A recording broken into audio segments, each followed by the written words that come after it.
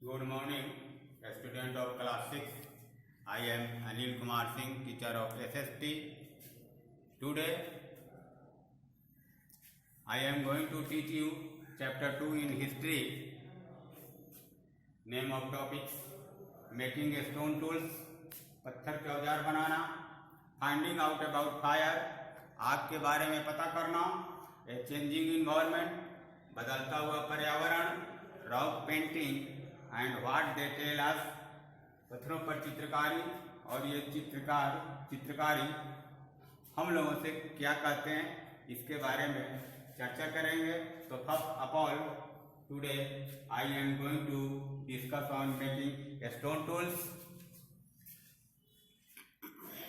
Stone tools were obtain made by using two different method. पत्थर के औजार दो अलग अलग विधियों से बनाए जाते हैं। The first technique is called stone on stone. इसमें पहली तकनीक है पत्थर पर पत्थर रखकर औजार बनाना। In one hand a pebble was held from which the tools was to be made. इसमें एक पत्थर को एक हाथ में रखा जाता है और जबकि in the other hand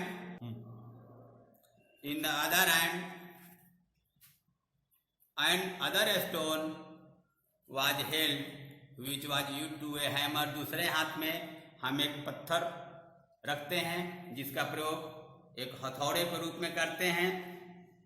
the second stone was used to strike off flanks from the first until the required tools was obtain.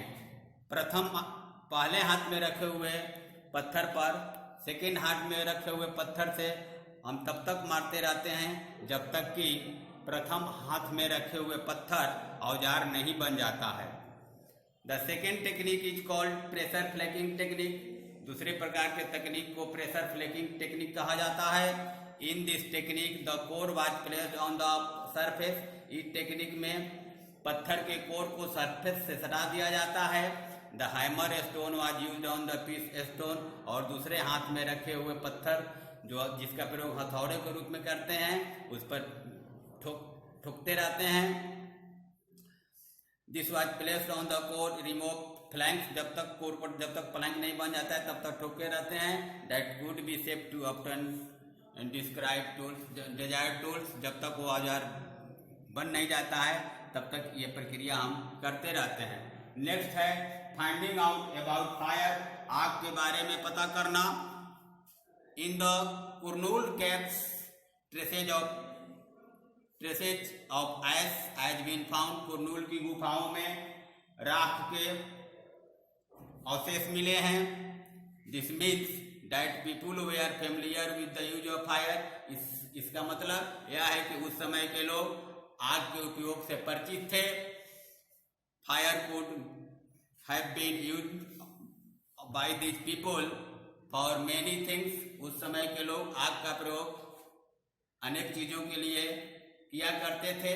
As a source of light, प्रकाश के स्रोत के रूप में। To scare away the animals, जानवरों से सुरक्षा के रूप में। एंड कुक द मीट, मांस को पकाने के लिए। इन सारी चीजों के लिए आदि मानव भी आग का प्रयोग करते थे, वे इनसे परिचित थे। नेक्स्ट टॉपिक है द चेंजिंग इन्वायरमेंट, बदलता हुआ पर्यावरण। There were major change in the climate of the world around 12,000 year ago. आज से 12,000 वर्ष पहले विश्व के जलवायु में मुख्य परिवर्तन हुए।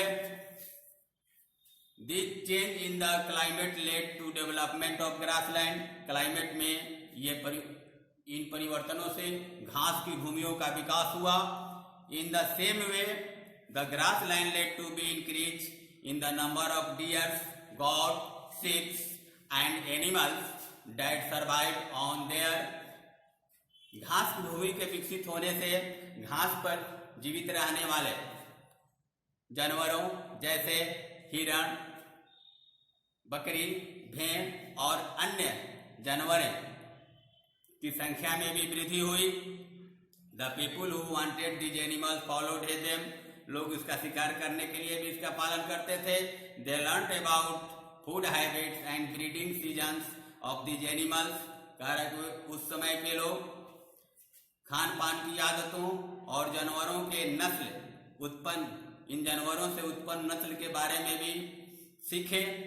दे also started thinking about herding and rearing, वे इस प्रकार से जानवरों को चराना और पालना भी सीखे। Fishing also became an important source of food in this age, इस युग में भोजन का एक मुख्य स्रोत भी मछली थी। During this time several grain bearing grasses including wheat, barley and rice began to grow naturally in the different part of the continent। इस अवधि के दौरान अनेकों महाद्वीप में अनेकों प्रकार के अनाज जैसे गेहूं, चावल, जौ आदि भी उपजाना सीखे। Men, women and children probably collected these grains as food। पुरुष, औरतें और बच्चे शायद भोजन के लिए इन अनाजों को संग्रह करते थे। They also learned where they grew and when they ripe। उन्होंने ये भी सीखा कि ये कैसे उपजते हैं और ये कब पकते हैं। So they probably started thinking about growing plant of their own। इस प्रकार से लोगों ने अपने आप से पौधों को उगाने के बारे में भी सोचना शुरू किए। नेक्स्ट टॉपिक है rock painting and what they tell us. पत्थर की चित्रकारी और ये चित्रकारी हम लोगों से क्या कहते हैं। The early people lived in some caves which are painting on the walls. आदि मानव कुछ गुफाओं में रहते थे जिनके दीवारों पर चित्रकारी की हुई रहती थी। Some of these paintings are found in caves of Madhya Pradesh and southern Uttar Pradesh, Madhya Pradesh में और दक्षिणी उत्तर प्रदेश में कुछ गुफाएं मिली हैं। In this painting them are picture of wild animals drawn with great accuracy and skill। इन गुफाओं में चित्रकारों के द्वारा चित्रकारी की गई है जो चित्रकारों की यथार्थता और कुशलता को दर्शाता है। This chapter is in. Thank you.